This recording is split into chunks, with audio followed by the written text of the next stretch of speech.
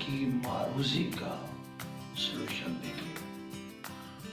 आपको समझाएंगे कि इस मारूजी में जो ग्रामर की चीज़ें हैं, जो कवायद की चीज़ें हैं, वो क्या है। बहुत सारे बच्चों को समझ नहीं आती है, साथ समझाते हैं, लेकिन मैं कुछ ऐसी टेक्निक के साथ समझाने की कोशिश करूंगा कि मैं उम्मीद करता हूं कि आप ये लेक्चर सुनने के बाद ये गिला नहीं करेंगे कि आपको मारूजी समझ में नहीं आई। तो चलते हैं अपने हम टॉपिक की तरफ। पहला पॉइंट जो है वो क्या है, असबात में से एमसीक्यूज। करना क्या है, जो चैप्टर के आखिर में मश्की सवालात होते हैं उसमें जो एमसीक्यूज होते हैं वो टिक करें। इसके अलावा असबात के जो एमसीक्यूज बने होते हैं आप उनको भी टिक करें।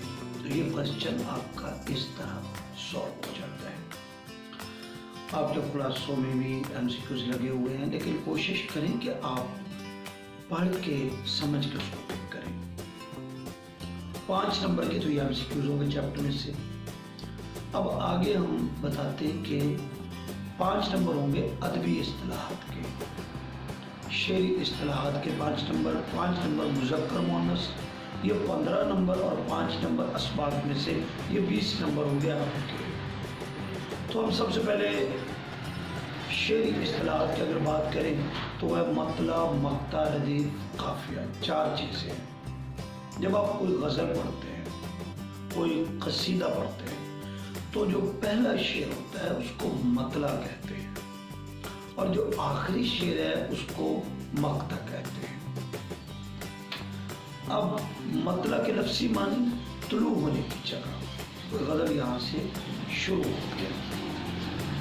और इस्तिलाह में गज़ल या कसीदे के पहले शेर को मतला कहते हैं, और आखिरी शेर को मक्ता कहते हैं। मक्ता के लफ्ज़ी मानी काटने की जगह, यानी गज़ल यहाँ ख़त्म हो जाती है, यहाँ शायर अपना तखल्लुस इस्तेमाल करता है। तो इस्तिलाह में गज़ल या कसीदे के आखिरी शेर को मक्ता कहते हैं। अगर उसमें शायर अपना तखल्लुस इस्तेमाल करे तो उसको मक्ता कहेंगे।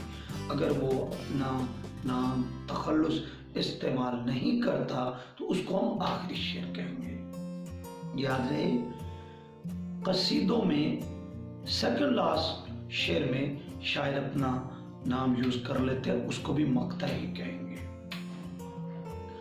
लेकिन शर्त यही है कि ये आखिर में जो शेर होता है उसमें शायर का नाम होता है, इसको हम क्या कहते हैं, मक्ता।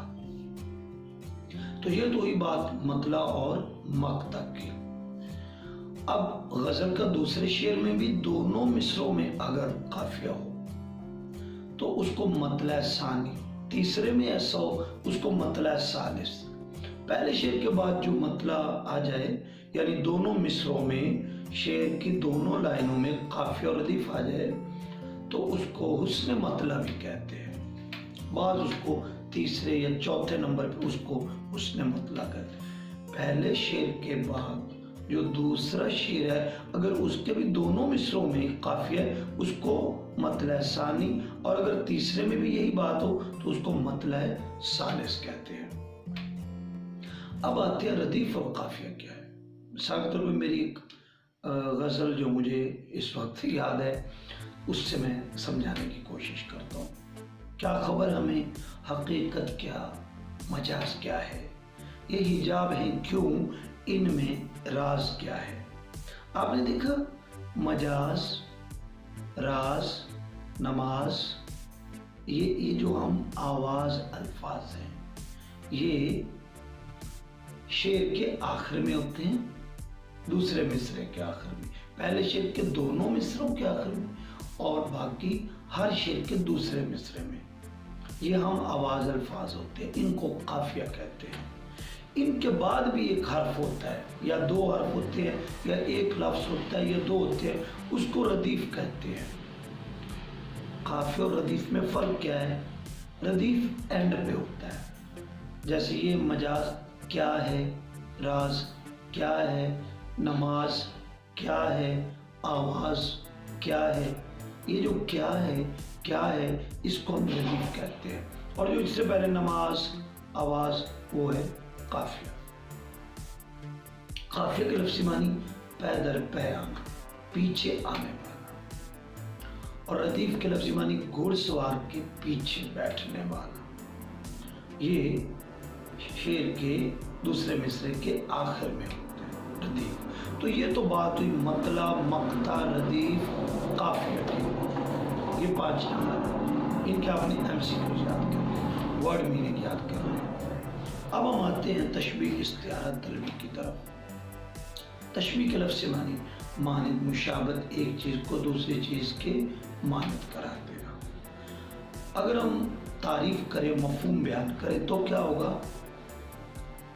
مشترکہ خوبی یا خامی کی بنیاد پہ۔ بکس میں خامی کا ورڈ نہیں ہے، یہ میں نے ایڈ کیا کیونکہ ہم تشبیہ غلط یا نقص والی چیزوں میں بھی دیکھتے ہیں۔ جیسے کسی کے لمبا قد ہم کہتے ہیں کھمبے جیسا، ہم نیگیٹو بھی تو بات کرتے ہیں نا۔ تو میں نے اس کے ڈیفینیشن میں ایک ورڈ کا اضافہ کیا ہے، مشترکہ خوبی یا خامی کی بنیاد پہ ایک چیز کو دوسری چیز کی مانند قرار دینا تشبیہ کہلاتا ہے، جبکہ یہ خوبی یا خامی دوسری چیز میں زیادہ ہو۔ اب ہم ایک شعر پڑھتے ہیں میر کا جو بہت مشہور ہے، نازک اس کے لب کی کیا کہیے، پنکھڑی ایک گلاب کی سی ہے۔ نازک اس کے لب، ایک چیز ہے لب، ایک ہے پنکھڑی کا گلاب، پنکھڑی کی پتی، پنکھڑی گلاب کی سی۔ اب لب جو ہے وہ کیا ہے؟ وہ ایک چیز ہے اور گلاب کی پنکھڑی دوسری چیز ہے۔ ایک چیز کو دوسری چیز کی مانند قرار دیا۔ اب دونوں کے درمیان ایک کامن چیز ہوتی ہے، وہ ہے نازکی۔ لب بھی نازک ہوتے ہیں، گلاب کی پنکھڑیاں بھی، لیکن گلاب کی پنکھڑی کو ذرا صاف ٹچ کرو وہ مست وہ ٹوٹ جائے۔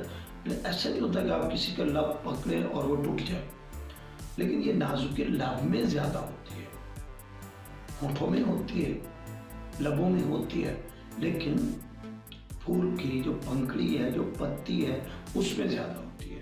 تو کامن فیکٹر ہونا چاہیے دونوں میں۔ تو تعریف کیا کی تھی ہم نے؟ ایک چیز کو دوسری چیز کی مانند قرار دینا مشترکہ خوبی کی بنیاد پہ، جبکہ یہ خوبی دوسری چیز میں زیادہ ہو، تو اسے کیا کہتے ہیں؟ تشبیہ۔ تو یہ بات تو یہاں ختم ہو گئی۔ ہم نے لب کو تشبیہ دی پنکھڑی کی جو پتی، گلاب کی جو پتی ہے اس کے ساتھ، پنکھڑی کے ساتھ۔ اب یہ تشبیہ کا عمل مکمل ہو گیا۔ یہ ہم چیزوں کی خوبصورتی کو بیان کرنے کے لیے چیزوں کے ساتھ تشبیہ دیتے ہیں۔ اب ارکان تشبیہ کیا ہوتے ہیں؟ ارکان کیا ہوتے ہیں؟ تو ارکان کو میں اگر سمجھاؤں تو یوں سمجھ لیں کسی چیز کا وجود کا پلر ہے اس کے، یعنی یہ اس کے لازمی حصے ہیں، اس کے بغیر وہ مکمل نہیں ہے۔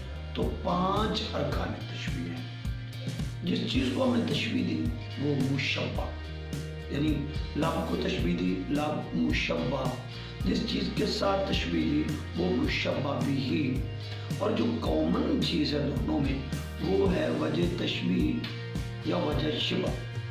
3 چیزیں ہوں گی۔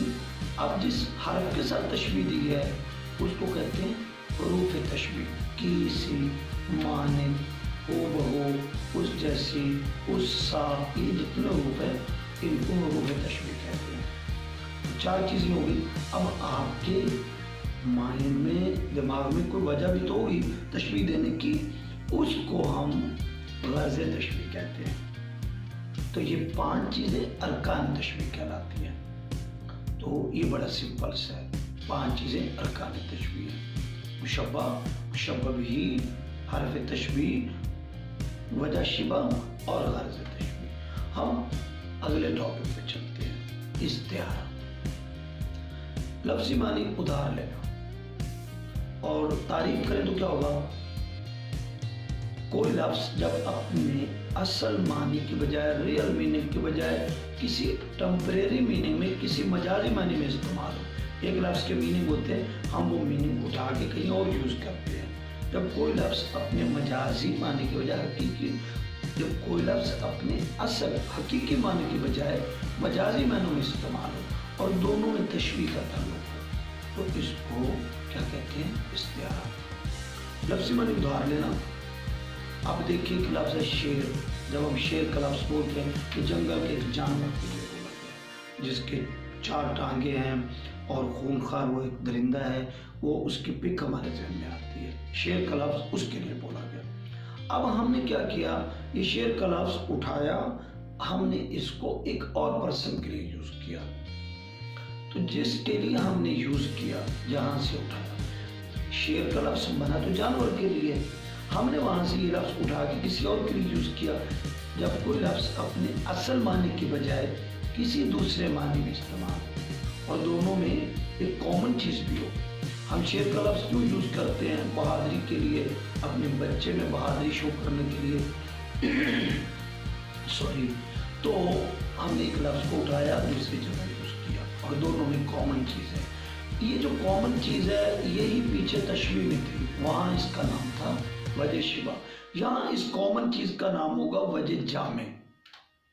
تو اب آپ نے ایک لفظ اٹھایا کسی کے لیے، جس کے لیے وہ لفظ اٹھایا ہے نا، اس کو کہتے ہیں مستعار لہو، اور جس سے وہ ورڈ اٹھایا اس کو کہتے ہیں مستعار منہ، اور جو دونوں میں کامن چیز ہے اس کو کہتے ہیں وجہ جامع.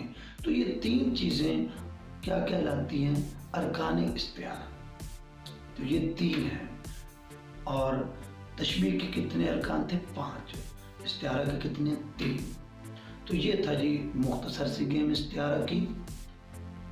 کس شیر کی آمد ہے کہ رن کانپ رہا ہے، رن ایک طرف چرخ کہن کانپ رہا ہے. یہاں حضرت امام حسین کی آمد کا ذکر ہے، شیر کی آمد. اب ایک باریک سا فرق ہے، اگر اس کو سمجھ لیں تو تشبیہ استعارہ، یعنی اگر آپ مانند کا ورڈ یا حروف تشبیہ کو نکال دیں، آپ اگر یہ کہیں کہ میرا بیٹا چاند جیسا ہے تو یہ تشبیہ ہے. لیکن اگر آپ کہیں میرا بیٹا چاند ہے تو یہ استعارہ ہے. یعنی یہاں پر آپ پورا ورڈ یوز کر لیتے ہیں، پورا لفظ استعمال کر لیتے ہیں. اب ایک چیز ہمارے پاس رہ گئی، تلمیح بہت سمپل ہے. لفظی معنی چٹتی سی نگاہ ڈالنا، ذرا سی نگاہ یا اشارہ کرنا.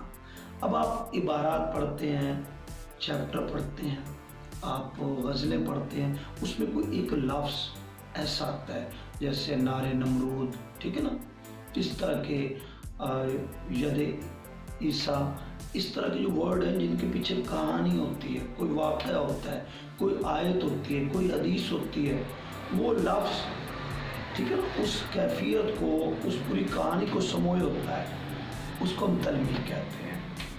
تو یہ تلمیحات کچھ آپ کی بک میں دی ہوں گی، وہ یاد کر لیجئے گا. اسی طرح کچھ حروف تشبیہ ہوں گے، وہ یاد کر لیجئے گا. لیجئے یہ ہوئی آپ کی معروضی مکمل. آپ اچھی طرح اس کو دیکھیے گا اور اس کو تسلی کے ساتھ فل کیجئے گا. اگر آپ کو ابھی بھی کوئی کمی محسوس ہوتی ہے تو میرا نمبر واٹس ایپ آپ کے پاس ہے، آپ مجھ سے رابطہ کر سکتے ہیں. اور اسی کے ساتھ میں اجازت چاہتا ہوں. اگر یہ آپ کو اچھی لگے تو اپنے دوستوں کو بھی بتائیے.